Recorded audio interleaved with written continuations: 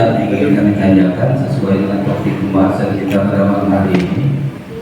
Yang pertama, soal menjamak sholat wajib. Di kondisi atau situasi apa yang kita diperbolehkan menjamak sholat wajib itu, dan sholat wajib yang apa saja yang boleh kita jamak. Itu yang pertama. Yang kedua, kalau kita sholat di rumah, sholat zuhur dan sholat asar itu kita biasa atau diwajibkan dengan tensir, tidak terlalu keras. Nah, pertanyaan kami, bagaimana ketika kita sedang melaksanakan sholat, kedua sholat itu tiba-tiba ada tamu yang datang ke rumah? Bolehkah kita mengeraskan bacaan kita sebagai tanda atau isyarat bahwa kita lagi sholat? Baik, terima kasih. Pertanyaan dari Adinda Bilal. Yang pertama, alasan menjamak sholat. Sholat wajib itu yang boleh kita jamak. Alasannya pertama, kalau kita dalam keadaan musafir. Musafir itu artinya orang dalam perjalanan. Orang dalam perjalanan itu boleh menjamak sholat asal perjalanan itu dalam jarak, kalau ilmu fikih membatasi 82 km. Jadi kalau perjalanan itulah sampai kepada 82 kilo, maka sholat itu boleh dijamak. Tapi di bawah jarak 82 kilo, maka dia tak boleh dijamak. Lalu yang kedua, orang yang dalam keadaan sakit. Jadi orang yang dalam keadaan sakit, yang sare ngawikan semayang itu sekok-sekok. Jadi misalnya semayang maghrib dengan isya. Nah, kapan dia nak ngawikan maghrib? Sare nian. Kaki isya nak semayang dulu. Sakit dia. Maka orang yang betul-betul tak mampu, mungkin karena lumpuh, mungkin karena apa, dia pacak menjamak sholat. Dijadikan sekok. Dia semayang di sekali waktu baik. Semayang di waktu isya baik. Maghrib dengan isya. Jadi dia jamak takhir namun. Jamak takhir itu menggabung dua semayang. Kalau dia gabungkan ke yang luar ni, maka disebut jamak takdim dulu kan. Misalnya zohor asar. Nah, asar ke digawikan di zohor, itu jamak takdim. Maghrib, isya. Nah, yang digawikan itu isya ke maghrib dulu kan. Jadi dimajukan, waktu ini dimajukan. Itu jamak takdim. Kalau jamak takhir diundurkan.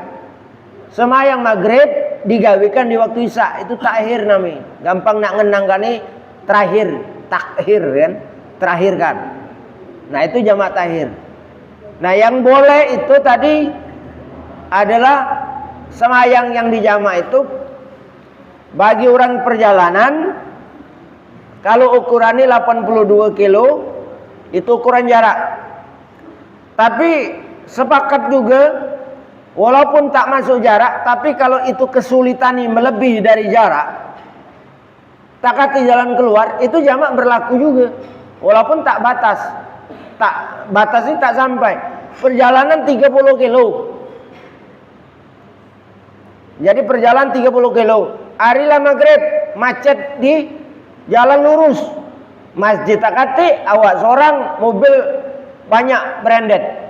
Ninggalkan mobil lekat, mobil tumbur orang atau parkir tak keruan. Tak baca, terkunci gitu ibaratnya. Nunggulah gitu.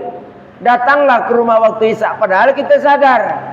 Maka jarak kita memang tak sampai 82, tapi kondisi kita yang tak membuat kita pacak melakukan sholat di waktu. Ulama juga mengatakan itu diperbolehkan. Jadi situasi nih, keadaan yang tak memungkinkan. Tapi kalau jarak tadi dibatasi. Karena bakari ke jarak sudah tak jadi masalah sebetulnya. Ke Jakarta itu cuma 2 jam, padahal jaraknya beribu-ribu kilo. Naik pesawat, itu cuma taruhlah sejam setengah sampai mendarat di Jakarta. Soal semayang bertemu kita dengan waktu yang ada. Berarti jarak sudah tak ada masalah. Nah, yang kedua orang sakit tadi. Nah, yang semayang yang boleh dijamak itu semayang malam-malam, semayang siang-siang. Malam dengan malam itu maghrib dengan isya, isya dengan maghrib. Itu yang boleh dijamak. Siang dengan siang, zuhur asar. Asar zuhur itu yang boleh dijamak. Subuh Ustaz, subuh tak baca dijamak. Subuh tak katik menjamak. Jamak subuh dengan zuhur. Semayang subuh di waktu zuhur tak baca. Jadi semayang subuh mau mana? Sepacak ni. Nah, itu jawab ni. Semayang subuh sepacak ni. Andai kata aku dalam keadaan junub, ya, junub misalnya. Tak kata tempat mandi misalnya. Taruhlah dianggap dasar. Tetap semayang dalam arti menghormati waktu subuh baik. Nah, yang pacak dilakukan untuk memuaskan hati, kita mengkodok subuh berikutnya, kita kodok nanti yang subuh tadi. Aku tak pacak ni semayang. Sebab subuh itu tak ada diatur untuk menjamak. Kalau nak ditanya ngapulah kan? Tak pacak aku jawab, ngapulah itu. Itulah aturan ni. Jadi itu dalam aturan fikih ni. Lalu kemudian tadi pertanyaan yang kedua, memberikan isyarat untuk tamu pada saat semayang. Semayangi batal. Berarti kita komunikasi dengan pihak luar. Ada unsur sengaja. Allahu Akbar misalnya kan, semayang diam. 2 rakaat semayang zuhur, tek. Assalamualaikum. Kak, ikan antar ke duit kak, gitu kan. Apalagi dengar duit. Allahu Akbar, yang menguatkan takbir tadi. Gua tahu, tunggu aku đang mayang ini. Jangan balik dulu. Maka takbir tadi adalah takbir berkomunikasi, menjawab. Berarti kita sudah mutuskan semayang yang lillahi ta'ala tadi, tapi kita lah ngajak semayang dengan yang lain. Jadi itulah ada niat lain sudah, niat komunikasi lain. Tapi ada yang bertanya, Mbak, mana kalau misalnya ada gangguan?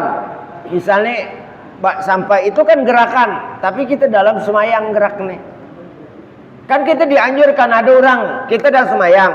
Sejadah kita tak ada pakai sejadah yang menutupi. Ada orang lewat. Nah, kita disuruh untuk nutupi. Berarti kita seolah-olah ada suatu gerakan yang mengkomunikasikan tak jadi. Nah, hal itu sudah diatur dalam hadis. Itu gawi yang boleh, arti ini. Itu tuh bagi.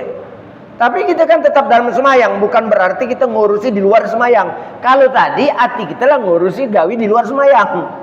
Itu yang membuat dia batal.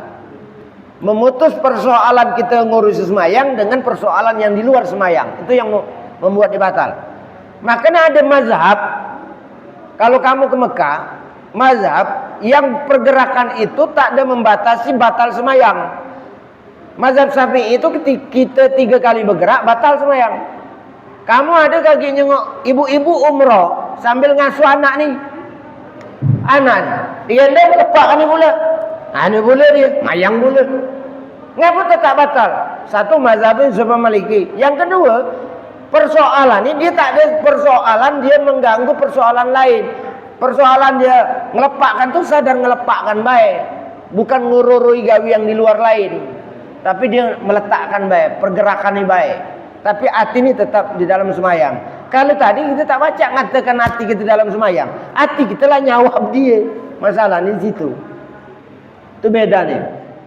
Demikian yang dapat kami sampaikan, lebih dan kurang mohon maaf. Akhirul kalam billahi taufiq wal hidayah. Wassalamualaikum warahmatullahi wabarakatuh.